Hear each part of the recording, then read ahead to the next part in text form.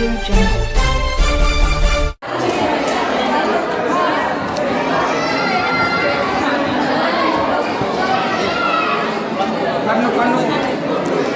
नमस्कार. आज आपण माळकरंजा या गावी आलो आहेत. या गावामध्ये आज सुवर्णकन्याचा नागरी सत्कार ठेवण्यात आला होता. यामध्ये देवळालीचे सुपुत्र आहेत. यांनी गरीब परिस्थितीमध्ये अभ्यास करून आज या पदापर्यंत पोहोचले आहेत. आपल्याला कुठलं पद भेटलं? आणि चार्टर्ड अकाउंटंट CA. यस.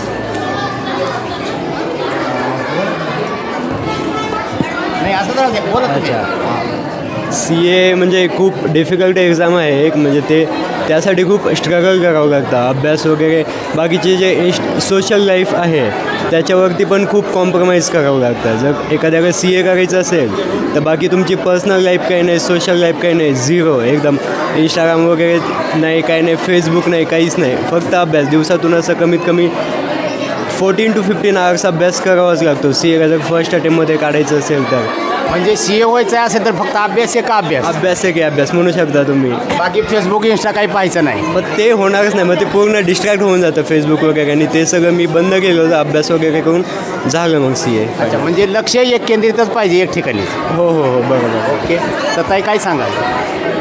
पूर्ण नाव सांगा तुमचं मोठ्यानं. मी प्रतीक्षा परमेश्वर लोमटे आणि सध्या मी कळंब येथे तालुका गुणनियंत्रण निरीक्षक म्हणून कार्यरत आहे. MPSCमधून टेक्निकलमधून कृषीची जी MPSC होते त्याच्यामधून माझं सिलेक्शन झालेलं आहे. तर मी म्हणजे असं सांगेल की तुमचा पाया पक्का पाहिजे. तुमची पाया पक्का पाहिजे म्हणजे तुमच्या शाळेचा, तुमची शाळा. माझं तरी जिल्हा परिषद प्राथमिक शाळा माळकरंजा म्हणजे जिल्हा परिषदमधूनच शिक्षण झालं. परंतु शाळेचा खूप मोठा म्हणजे मला असं वाटतं की खूप मोठा वाटा आहे माझ्या यशामध्ये. जिल्हा परिषद असेल किंवा शिवछत्रपती विद्यालय असेल. कारण शाळा म्हणजे काय असतं तर तुमचा बेस तिथं तुमचा पाया पक्का होतो. आपण काय म्हणतो घर बांधायचं आहे, तुमचं बेसमेंटवर काम करा, बेसमेंटवर काम करा. तसंच आयुष्याचं ही असतं. शिक्षण म्हणा किंवा कोणतंही फील्ड म्हणा, तुमचा बेस पक्का पाहिजे आणि त्याच्यामध्ये शाळेचं खूप मोठं योगदान आहे असं मी म्हणेल. आणि तुमची कष्ट करण्याची तयारी पाहिजे. तुम्ही कष्ट करत राहा, सातत्याने कष्ट करत राहा, यश तुमचंच आहे शेवटी. तर या दिदी या मोठ्या उच्च पदापर्यंत पोहोचलेल्या आहेत. यांनी शिक्षण घेतले जिल्हा परिषद शाळेमध्ये.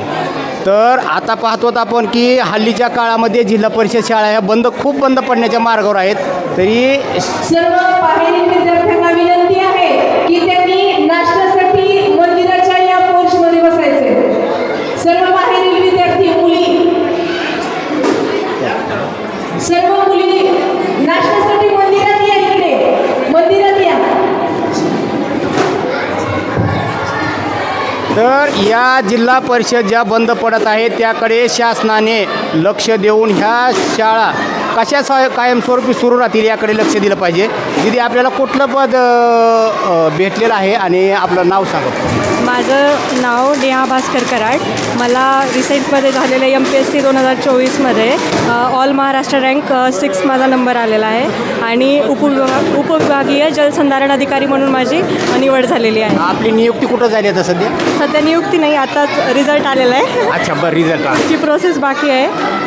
जर सगळ्यांना सांगायचं म्हटलं तर तुम्ही प्रत्येक वेळेस म्हणजे तुमचे कष्ट करत राहा, तुमच्या स्वतःवरती विश्वास ठेवा आणि तुम्ही पुढे चालत राहा. असं केल्याने तुम्ही तुमचं लाईफमध्ये एकतर एक अधिकारी म्हणून किंवा काहीतरी एक चांगलं माणूस म्हणून तुम्ही समाजात तुमचं नाव कराल, तुमच्या आईवडिलांचं नाव कराल, तुमच्या गावाचं, तुमच्या कॉलेज, तुमची शाळा सगळ्यांचं तुम्ही नाव मोठे करून खूप लोकांना तुम्ही प्रेरणादायी बनाल. एवढंच मी सांगू शकतो. माझं नाव प्रगती दत्तात्रय सावळकर आणि माझी निवड जलसंधारण अधिकारी म्हणून छत्रपती संभाजीनगर इथे जिल्हा परिषदला झालेली आहे. आणि मी 2024मध्ये नुकतीच पासआउट आहे. आणि ज्यावेळेस पासआउट म्हणजे त्याच वर्षी ज्या वर्षी पासआउट होत होती त्याच वर्षी मी सरळ सेवेचा अभ्यास सुरू केलेला होता आणि सरळ सेवेनुसार माझी नियुक्ती झालेली आहे. तर जलसंधारण अधिकारी हे पद मिळण्यासाठी माझा पाया माझे आईवडील बनलेले होते.